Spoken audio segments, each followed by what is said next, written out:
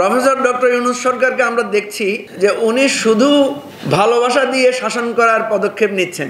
উনি কিন্তু বারবার বলছেন যে উনি নাকি শাসক না। আপনি শাসক না, কিন্তু আপনি শাসনের দায়িত্ব নিয়েছেন। উনি শান্তিতে নোবেল পেয়েছেন। এত বড় একটা গণ অভ্যুত্থানে তাকে এককভাবে হাতে নেতৃত্ব তুলে দেওয়া হয়েছে। তাকে আমরা সমর্থন দিয়ে যাচ্ছি। শুধু তাই না, সারা পৃথিবীতে তার প্রতি সমর্থন রয়েছে। এত বড় নিরঙ্কুশ সমর্থন পৃথিবীতে আর কেউ পেয়েছিল কিনা আমি জানি না। এটা সত্ত্বেও উনি যদি বাংলাদেশে শান্তি প্রতিষ্ঠা করতে না পারেন, শান্তি রক্ষা করতে না পারেন, তাহলে নিশ্চয়ই তার শান্তি পুরস্কার প্রশ্নবিদ্ধ হবে। আপনারা জানেন, পলিটিক্যাল হিস্ট্রিতে ম্যাকিয়াভেলিকে বলা হয় আধুনিক রাজনীতির জনক। যদিও তার থিওরি নিয়ে অনেক বিতর্ক আছে।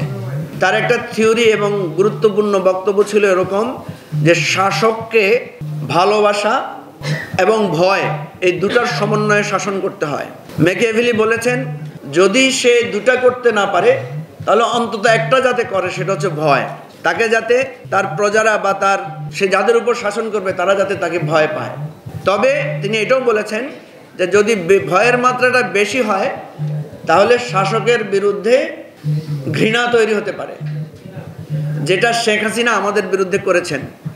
উনি শুধু ভয় দিয়ে আমাদেরকে শাসন করার চেষ্টা করেছেন এবং ভয়ের মাত্রাতিরিক্ত করেছেন।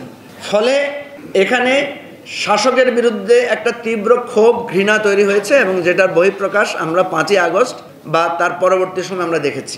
প্রফেসর ডক্টর ইউনূস সরকারকে আমরা দেখছি যে উনি শুধু ভালোবাসা দিয়ে শাসন করার পদক্ষেপ নিচ্ছেন।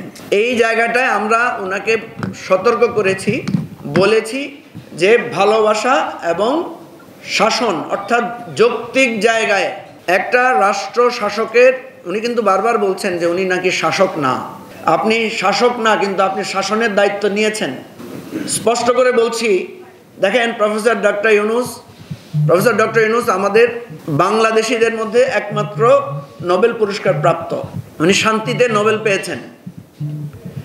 এত বড় একটা গণ অভ্যুত্থানে তাকে এককভাবে হাতে নেতৃত্ব তুলে দেওয়া হয়েছে। তিনি সর্বময় কর্তৃত্ব, নেতৃত্ব এবং ক্ষমতা পেয়েছেন এবং অনবরত তাকে আমরা সমর্থন দিয়ে যাচ্ছি। শুধু তাই না, সারা পৃথিবীতে তার প্রতি সমর্থন রয়েছে। এত বড় নিরঙ্কুশ সমর্থন পৃথিবীতে আর কেউ পেয়েছিল কিনা আমি জানি না। এটা সত্ত্বেও উনি যদি বাংলাদেশে শান্তি প্রতিষ্ঠা করতে না পারেন, শান্তি রক্ষা করতে না পারেন, তাহলে নিশ্চয়ই তার শান্তি পুরস্কার প্রশ্নবিদ্ধ হবে। এই জিনিসটা আজকে আপনাদের মাধ্যমে আমরা স্মরণ করিয়ে দিতে চাই।